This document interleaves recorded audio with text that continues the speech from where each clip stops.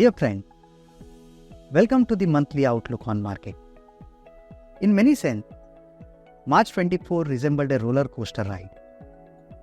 Nifty has hit all-time highs in the first half, followed by a correction, and then ultimately returning to near all-time high levels by the end of the month. Such March action has been quite common. However, the important point to note is a cool-off in mid-caps in the month. Globally, markets too continued their upward momentum in March, with resilient economic data and relatively strong earnings contributing to the gain. Unlike several periods last year, when the rise in yields triggered a pullback in equities, global markets this time were able to shrug off the impact and advance in spite of increase in yield during the month. Fiscal year 24 has been a stupendous year for mid and small cap indices, with a rise of about 60%, sharply outpacing Nifty's 29% rise. The pronounced gain in the mid and small cap segment have been driven by multiple factors: superior profit growth, domestic liquidity flows, and also expectation of continued infrastructure investment in the country. However, post the strong up move in mid and small cap space, valuations at an aggregate level are now at relative premium to large cap indices.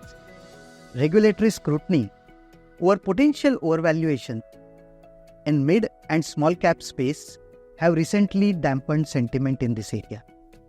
Going forward, we may see volatility driven by the anticipation surrounding the general election and the expected continuation of the current government underscore a preference for stability and policy continuity. Although the markets have largely discounted the election outcomes, spike in volatility around election periods is a possibility. Post the strong growth in profits in mid and small cap businesses, the profit growth divergence between caps has started to recede, while revenue growth has been a challenge. Also, margin-based improvement in profit support is also reducing. Consequently, we believe returns from here on will be divergent and will be based on how they deliver on business plan. Hence, we believe a quality-biased portfolio with focus on companies that cater to secular opportunities, have superior return on capital, pricing power, limited leverage, and solid execution prowess should perform relatively well.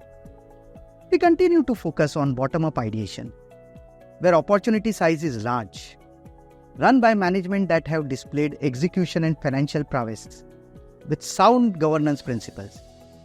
We believe this investment approach should allow us to win by delivering superior returns over a long period and further win again by losing less in sustained market downturns. We like following areas for investment: infrastructure and manufacturing.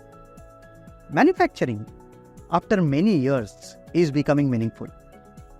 Decarbonization, deglobalization, localization, and digitization opens significant investment opportunity. While these have been brewing for some time, COVID, China Plus One, global warming, and the enabling reforms have accelerated the pace. While government has continued its focus on investments in areas like defense, railways, multinationals are also ramping up capacities or setting up plants, transforming India into export hub for their global supply chain. Private players are also slowly looking to step up CapEx, in the process creating momentum in the investment cycle.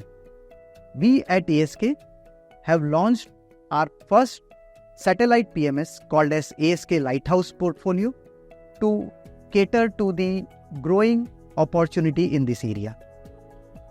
Premiumization trends in consumption, that is another area that we like.